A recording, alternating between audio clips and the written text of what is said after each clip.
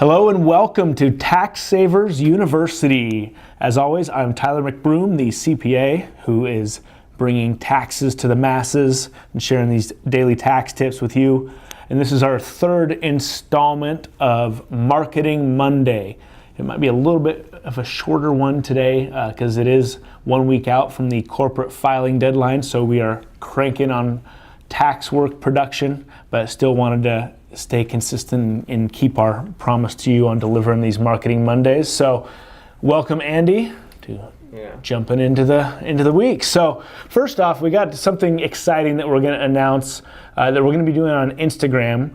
We're calling it the 5 for 5. And so what you do is within the first 5 minutes of each post. So if you follow me on Instagram, first off, at Tyler McBroom, and the first 5 minutes of every post we share, if you comment on it with something that you enjoy about the post, and then also hashtag TaxSaver, we're going to be giving things away. So that's first 5 minutes, and then a comment with hashtag TaxSaver included on it.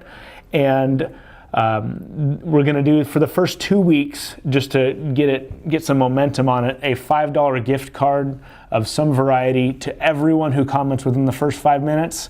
And then after that first 2 weeks, we'll keep it going, but it's going to be basically we pick one per post to do that. So make sure you're engaging with me there on Instagram and looking forward to seeing you there. So let's kind of dive into some of the things that are working for us right now. Andy, what's on your mind this week? Yeah, so actually this weekend I saw a piece of content online that was talking about micro-content. Okay. And it made me realize that our micro-content we're putting out for you is working more so than what we would consider like the pillar content. Okay. So the long form, which is interesting in the sense that I want to put more focus in cutting up our larger pieces of content to shorter. Okay, so describe micro-content for someone who might not be familiar with what that is. Yeah, so micro-content, if you're unfamiliar with it, is any Instagram post, any tweet, any Instagram story.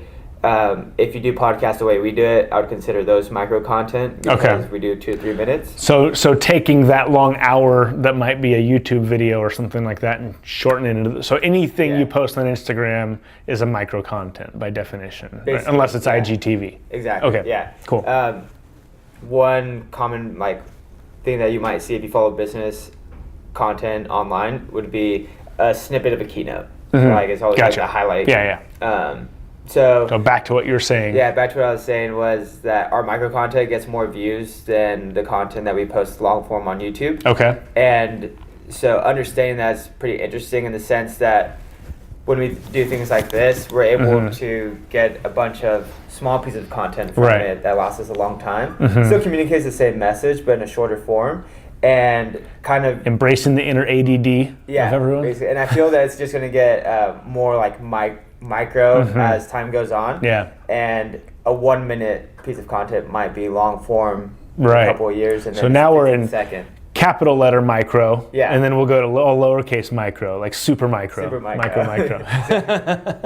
That's kind of, you might say that the Instagram feed posts, like the 1 minute videos, are kind of the capital micro, and then story posts are micro. And especially with all the engagement on the stories too, or I guess the consumption on the stories, you can see 300 to 400 people consume our Instagram stories, and maybe a post will get 100 likes, but you see more people consuming the stories, so it's easy to click through. I actually had someone DM me a week or two ago, and we've been doing where you're doing more kind of the more professionally edited Instagram stories as we dove deeper into Instagram for it's been about a month, 2 months, 2 months.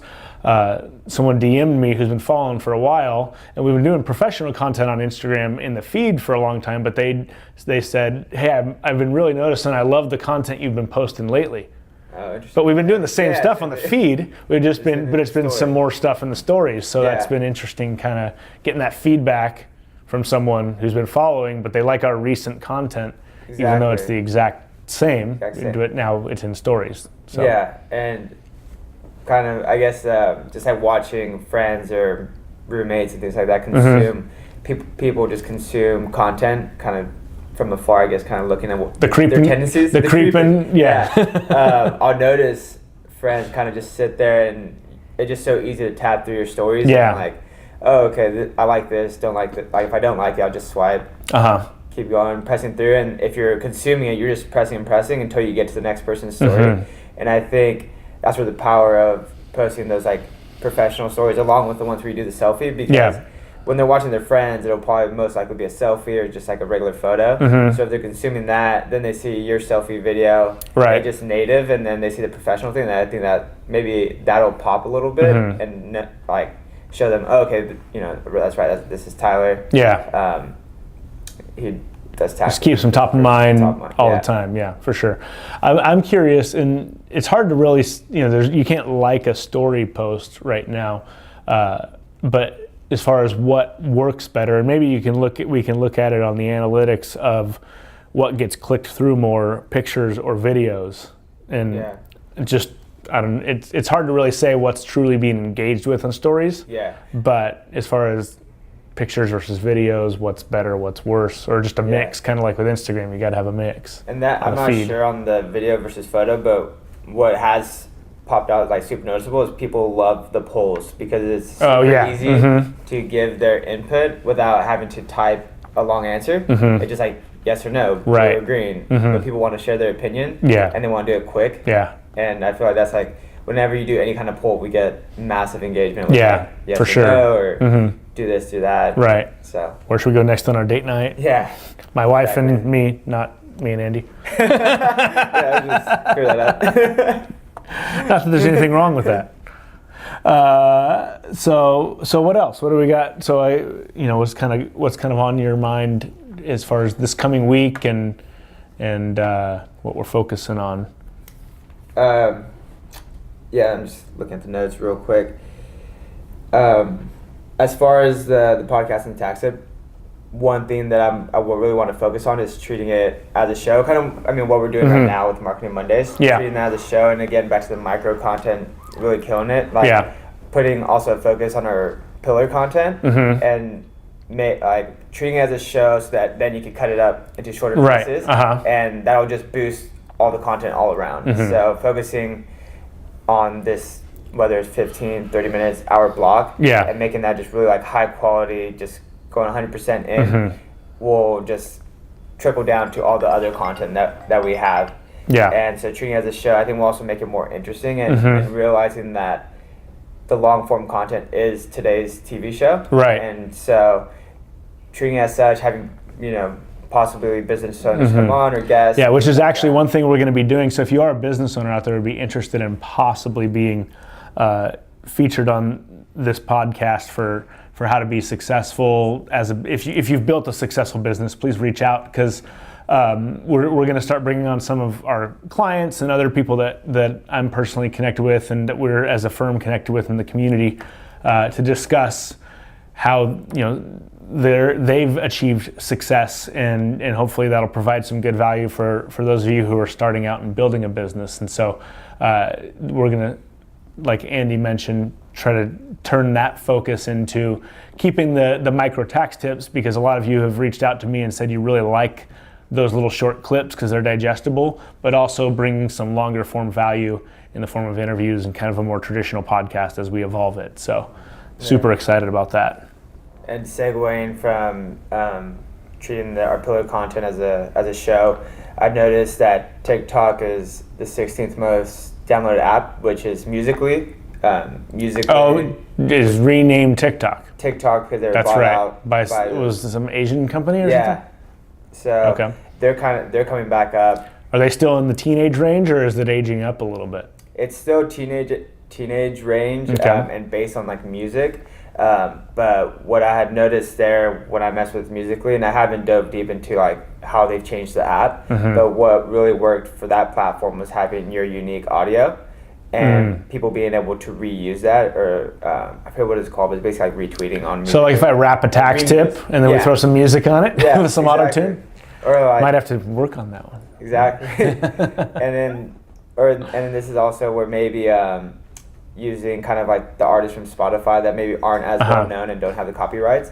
Gotcha. You use that music in, or like you said, like you rap something about tax tips, like just anything that will catch like that demo's eyes, because again, like we've seen through Instagram, is all it takes is them realizing that, oh, I have a sister in college that my parents can use this deduction. Like kids are a lot smarter like than you might think, and especially with like the culture of like entrepreneurship, like there's more a younger demo super into business and things like that. So if they see your content, I think there's like good opportunity with that. Again, as we talked, like our focus is Instagram right now, Instagram and podcast. But if we can get, if I could dive deep into the musically, that'd be sweet.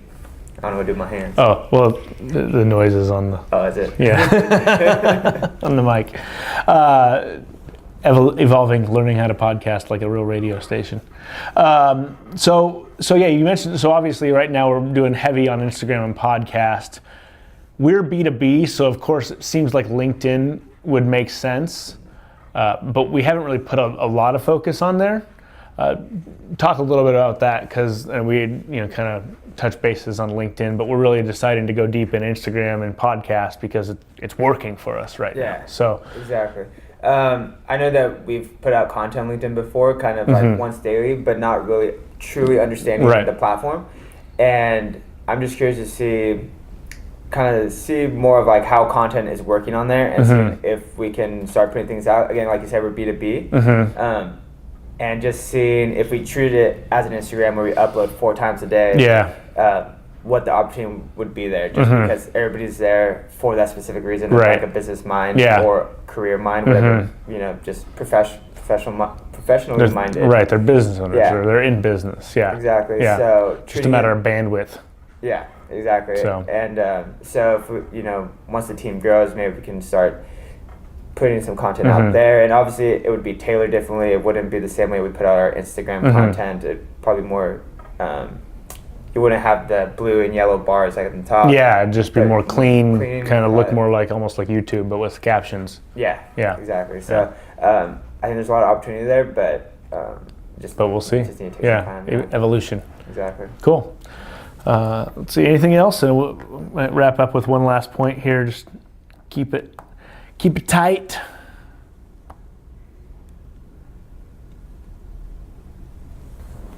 Oh yeah, just on the notes, depending on how our workflow like goes over for like the next month, I really want to start putting some more effort towards ads again.